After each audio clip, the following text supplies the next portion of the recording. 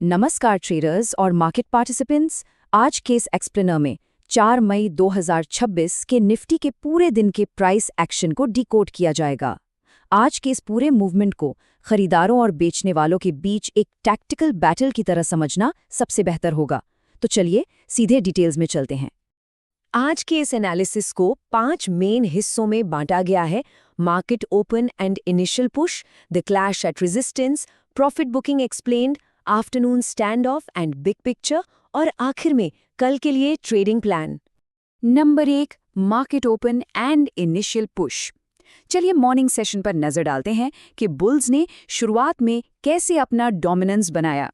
Trading day की शुरुआत लगभग 24,060 के लेवल के आसपास एक फ्लैट या कह लीजिए स्लाइट गैप अप ओपनिंग के साथ हुई। पहले घंटे का टेप ट्रैक करें तो 9:15 पर मार्केट खुलते ही एक्टिव बाइंग इंटरेस्ट आने लगा और 10:30 बजते बजते इस स्ट्रॉन्ग बाइंग ने प्राइस को सीधा 24,150 से 24,200 के जोन में धकेल दिया। ये क्लियरली फ्रेश कैपिटल था। Number 2, the clash at resistance. Mid morning तक आते आते इस इनिशियल बायर मोमेंटम का सामना एक कड़ी चुनौती से हुआ।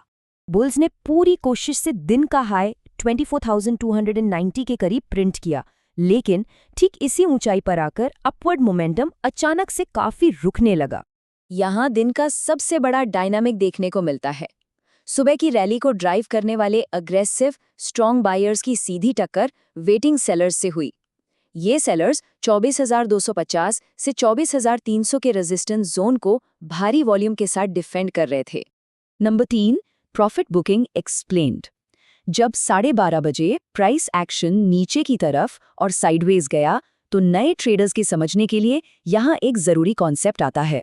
ये समझना बहुत जरूरी है कि दोपहर का ये पुल बैक कोई पैनिक सेलिंग नहीं थी, बल्कि ये प्रॉफिट बुकिंग थी।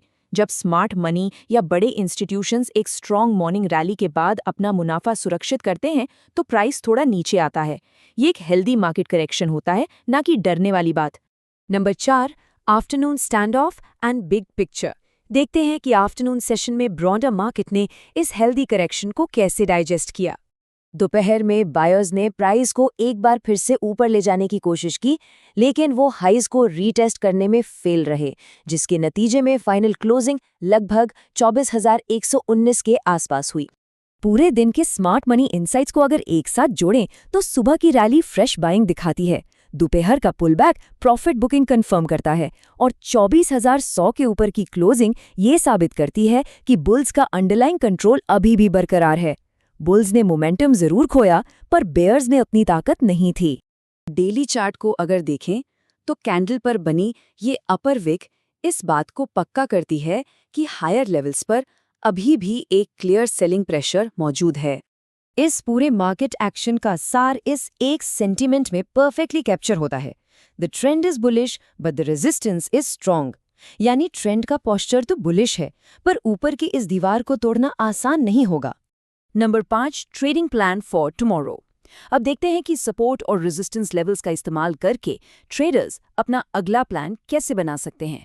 अगले सेशन के लिए जो क्रिटिकल सपोर्ट और रेजिस्टेंस जोन्स हैं, वही मार्केट की अगली दिशा तय करेंगे। रेजिस्टेंस 24,250 से 24,300 की रेंज में है, जबकि सपोर्ट 24,000 से 24,050 के बीच मजबूती से बना हुआ है। इन्हीं लेवल्स पर हमारा कंडीशनल ट्रेडिंग प्लान निर्भर करता है।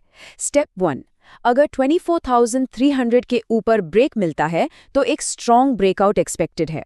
स्टेप 2, अगर प्राइस 24,000 से नीचे ड्रॉप होता है तो ये मार्केट वीकनेस का सिग्नल होगा। और स्टेप 3, जब तक इनमें से कोई रेंज नहीं टूटती तब तक एक और रेंज बाउंड दिन ही एक्सपेक्ट किया जा सकता है। आज बायर्स और सेलर्स के बीच जो ये भयंकर और कैलकुलेटेड स्टैंड ऑफ हुआ है, उसके बाद कल की ओपनिंग बेल के आते आते मार्केट पार्टिसिपेंट्स के जहन में बस एक ही बड़ा सवाल बचता है: इस रेंज का कौन सा हिस्सा सबसे पहले टूटेगा। आज के इस एक्सप्लेनर में शामिल होने के लिए धन्यवाद। अपने ट्रेड स्मार्टली प्लान करें।